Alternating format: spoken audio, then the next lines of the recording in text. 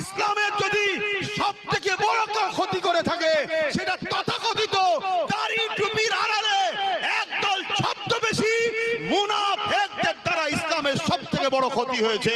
আম্মা জান আয়েশা সিদ্দিকা রাদিয়াল্লাহু তাআলা আনহার গায়ে দাগ লাগিয়েছিল আব্দুল্লাহ ইবনে উবাই, এরকম করে মুনাফিক যারা ছিল তারা দাগ লাগিয়েছিল। আমার নবীর ইনসাফের উপরে হাত তুলেছিল জুলখাইসরা তামিমি নামে দাড়িওয়ালা টুপিওয়ালা মুনাফিকটা। আমাদেরকে মনে রাখতে হবে হযরতে সালাউদ্দিন আইবি 3000 আলেম উলামাকে কতল করেছে। আমাদেরকে মনে রাখতে হবে ইমামে হোসেন পাকের বিরুদ্ধে 13000 আলেম উলামা অস্ত্র ধরেছিল। আমাদেরকে মনে রাখতে হবে মুজাদ্দিদ জামানের বিরুদ্ধে সবচেয়ে বেশি লেখালেখি করেছিল আলেম উলামারাই।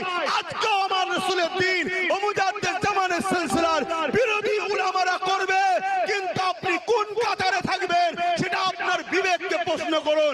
আহলে সুন্নাত ওয়াল জামাত যেমন একদিকে ধর্মপ্রেম, মানবপ্রেম, দেশপ্রেম, দেশের উপরে আঘাত এলে আহলে সুন্নাত ওয়াল জামাত লড়াই করবে। আপনারা কি সাথে আছেন?